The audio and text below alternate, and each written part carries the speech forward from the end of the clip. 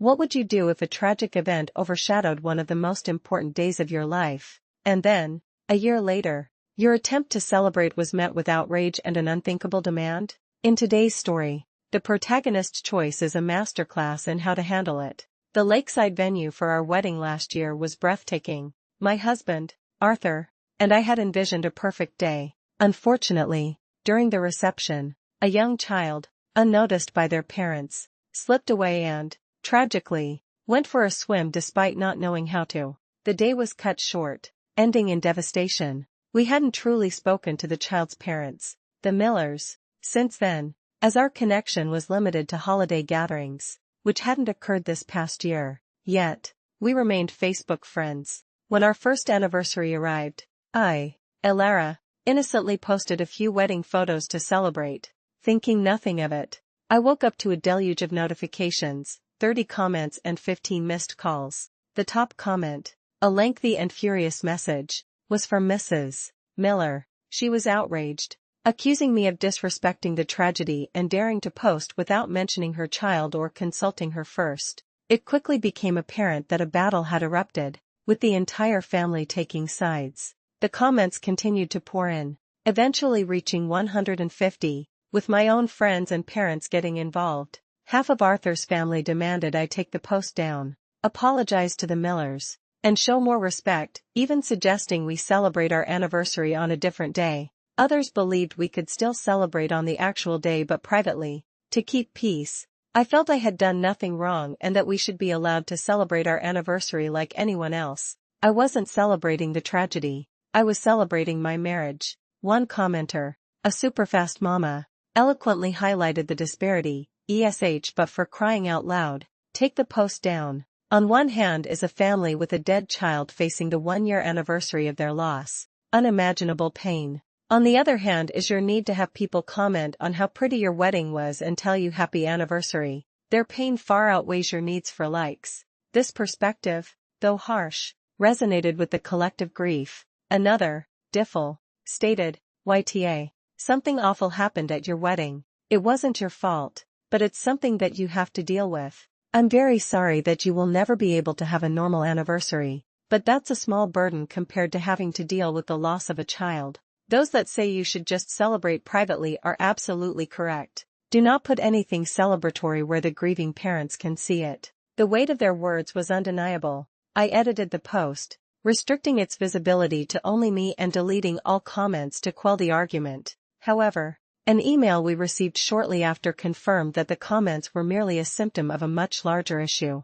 Arthur's mother, Mrs. Peterson, sent an email, CCING roughly 3/4 of his family, his parents, grandparents, and the Millers were not only in the different day camp but were also demanding a second wedding. According to them, they had kept their silence due to shock and distractions throughout the year, but now felt that because of what happened, Arthur and I weren't really married in the family's eyes. They acknowledged the expense of weddings, with Arthur's parents even offering to fully pay for this real wedding. They added that since a second wedding might take a year or two to safely arrange, they would tolerate us living in sin indefinitely due to the circumstances. This reveals the family's greatest fatal flaw, their inability to differentiate between a tragic accident and the sanctity of marriage, which ultimately sealed their fate in terms of maintaining a healthy relationship with us. Arthur, who detests family arguments, and I were left reeling, unsure how to even broach this with my own family without being met with laughter. We needed to figure out our next step. The phone calls continued to pour in, more than I had ever received in my life. Arthur and I finally had a chance to talk it through.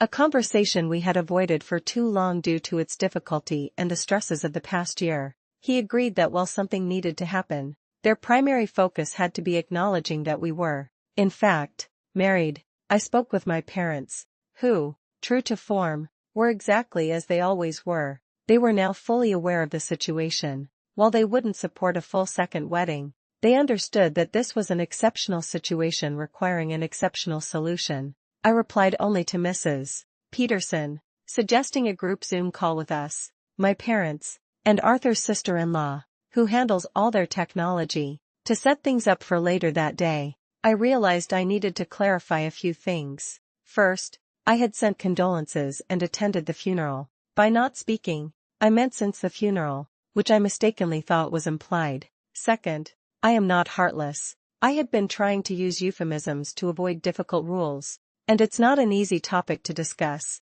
My intention was to keep things focused on what happened, which I now see could come across strangely in text. My formal writing style is simply something I cannot change. Third, the pictures and caption didn't reference the wedding itself, and there was no lake visible. I only used photos of just Arthur and me, and I previously shared pictures of only the bridal party. I have never, and will never, post reception photos. Finally, Arthur and I are actively seeking solutions. This entire ordeal made me consider the comment from Bitter Irony 1891, after seeing the edit. Wow. Everyone even peripherally attached to this situation is determined to be the biggest asshole they possibly can about it. Huh? I thought you were heartless and inconsiderate to have made the Facebook post, but that email suggests you are one of the less assholish people in your social circle. Living in sin? They can sit on a cactus. This comment perfectly encapsulated the absurdities of the situation. They continued, I don't mean to sound flippant, but clearly none of the people present at your wedding have processed the tragedy they witnessed, directly or indirectly, in a healthy way. Y'all need therapy, less processing with each other, since it looks like the whole family are drama queens who reinforce each other's bad ideas, and more processing with trained professionals. This perfectly highlighted the need for external, unbiased intervention. The story highlights that even in the face of immense tragedy, individual boundaries and the sanctity of personal milestones deserve respect. What would you have done in Alara and Arthur's situation when faced with such an extraordinary demand from their family?